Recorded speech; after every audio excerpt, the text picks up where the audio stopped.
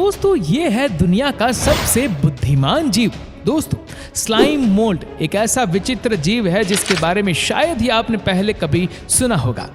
ये एक single cellular organism होता है जो आमतौर पर सड़े गले पेड़ पौधों के पास देखने को ज्यादा मिलता है।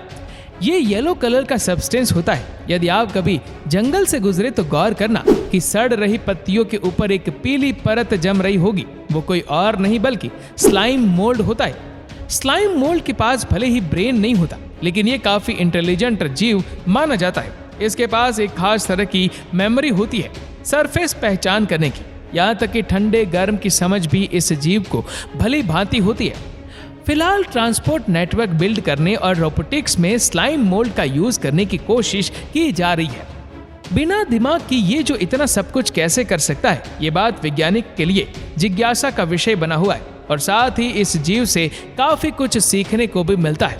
वो कैसे, आइए जानते हैं। स्लाइम मोल्ड असल में फिजरम पॉलीसेफलम की प्रजाति से ताल्लुक रखते हैं और ये प्रोटेस्टर किंगडम के तहत आता है। इस जीव को वैज्ञानिक ना तो जानवरों की श्रेणी में रखते और ना ही पौधों की श्रेणी में, यहाँ तक कि फंगी भी इसे नहीं कहा जा सकता।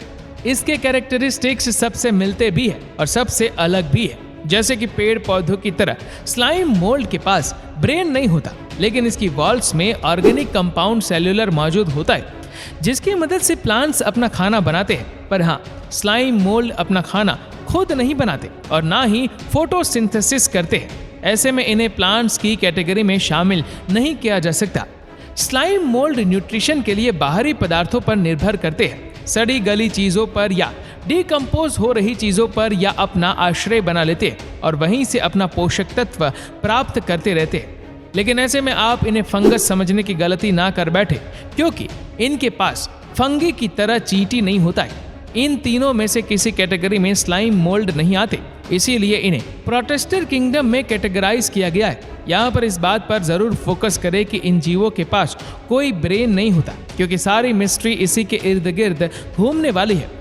दोस्तों अभी तक वैज्ञानिक ने स्लाइम मोल्ड की 800 से अधिक स्पीशीज की खोज कर ली है। इसके बाद भी इन्हें अलग अलग क्लासिफाइड किया गया है। अगर कहीं पर भोजन प्रचुर मात्रा में उपलब्ध है तो ये स्लाइम मोल्ड अलग अलग होकर आराम से भोजन ग्रहण करते हैं। लेकिन यदि कहीं पर खाने की मात्रा कम है तो सभी स्लाइम मोल्ड एकजुट हो जाते हैं, जिन्हें देख ऐसा लगता है कि ये एक जीव है।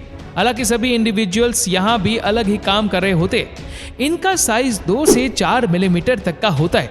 ये भी देखा गया है कि स्लाइम मोल्ड अक्सर हीट, लाइट और ह्यूमिडिटी की ओर ट्रेवल करता है। जब इन्हें अपने अनुकूल वातावरण मिलता है तो ये वहां पर सेटल हो जाते हैं। इसके बाद ये एक प्रकार के सीड्स में कन्वर्ट होने लगते हैं। ये बर्ड्स फॉर्म करते हैं और फिर रिप्रोडक्शन की प्रक्रिया शुरू हो जाती है। प्लांट्स की तरह इनमें रिप्रोडक्शन होता है।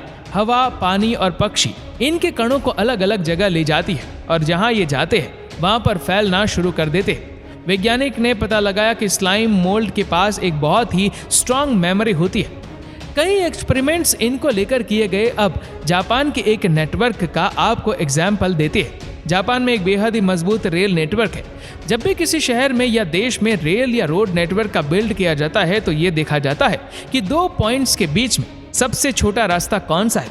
2 या 3 पॉइंट्स में तो ये सामान्य लगता है, लेकिन जब कई सारे पॉइंट्स ऐड हो जाए, जैसे कि रेल नेटवर्क या मेट्रो रेल नेटवर्क बिल का ना हो, तो वहां पर पेचीदा काम आ जाता है। कई दशकों की मेहनत के बाद जापान में अच्छा रेल नेटवर्क बिल्ट हो पाया है। एक शहर से दूसरे शहर तक पहुंचने में कौन सा रास्ता छोटा होगा और कहां से होकर ट्रेन गुजरेगी, ये सुनने में जितना आसान लगता है, इसका नक्शा तैयार करना उतना ही मुश्किल है। हमारे लिए और आपके लिए तो मुश्किल हो सकता है, लेकिन स्लाइम मोल्ड के लिए ये चुटकियों का काम है। एक एक्सपेरिमेंट किया गया है जिसमें कुछ प्लेट्स में दलिये के दाने डाल दिए गए। ये दाने उन जगहों पर डाले गए थे जहां पर टोक्यो में रेलवे स्टेशन मौजूद है।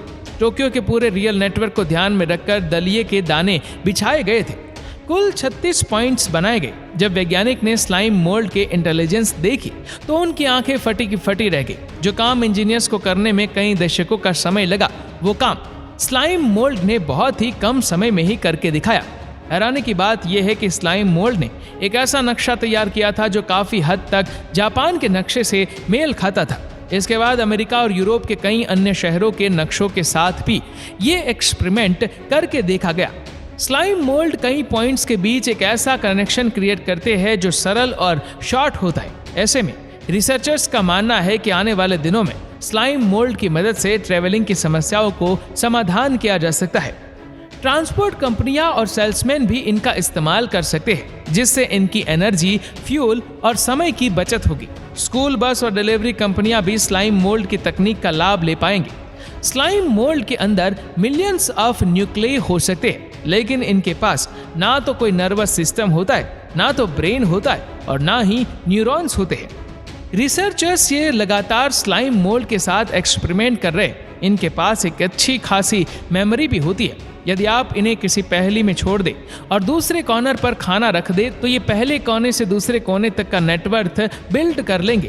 पहली बार में तो ये पूरे पजल में फैल जाएंगे, लेकिन इसी स्लाइम का कुछ हिस्सा यदि आप दूसरे एक्सट्रैक्ट पजल में रखते तो इस बार ये जब पूरे एरिया को कवर नहीं करेगा, ये सिर्फ पहले कोने से दूसरे कोने तक अपना जाल बिछाएगा। यानी पहले वाले स्लाइम की याददाश्त दूसरे वाले में मौजूद है। बिना नर्वस सिस्टम या ब्रेन के ये ऐसा कैसे कर पाते हैं, इसको लेकर फिलहाल रिसर्च जारी है। अभी तक की रिसर्च के आधार पर यही निष्कर्ष निकलता नजर आ रहा है कि इंटेलिजेंस और मेमोरी का ब्रेन से सीधा कनेक्शन नहीं होता है, तो स्लाइम मोल्ड को सतह ही पहचान होती है। यदि कोई सतह खुदरी है और वहां पर फ्रिक्शन ज्यादा पैदा होता है तो स्लाइम मोल्ड उस एरिया में कम ट्रेवल करेगा, बजाय इसके वो चिकनी सतह पर ट्रेवल करना ज्यादा पसंद करेगा। बार बार गर्मियां ठंडा करने से इनकी मौत भी नहीं होती है। एक एक्सपेरिमेंट किया गया जिसमें पहले स्लाइम मोल्ड को ठंडा किया जाता है और फिर गर्म, फिर ठंडा, फिर गर्म। कई बार ऐसा करने के बाद स्लाइम मोल्ड पहले ही समझ जाता था कि उसे अब ठंडा किया जाएगा या गर्म, और उसको लेकर कुछ अलग प्रकार से ही वो रिएक्ट करता था। इसके अलावा स्लाइम मोल्ड से केमिकल को भी डिटेक्ट कर सकता है। 2018 में एक स्टडी में पाया गया कि स्लाइम मोल्ड का इस्तेमाल कंप्यूटर चिप और रोबोटिक्स में भी किया जा सकता है। असल में यह जीव रियल लाइफ वर्ल्ड प्रॉब्लम्स का सॉल्यूशन देने में एक्सपर्ट है। ऐसे में यदि इनका इस्तेमाल बायोलॉजिकल कंप्यूटर्स बनाने में किया जाए तो एक छोटे से सिंगल सेल ऑर्गेनिज्म को मॉडर्न साइंस कितनी तरह से इस्तेमाल कर सकती है।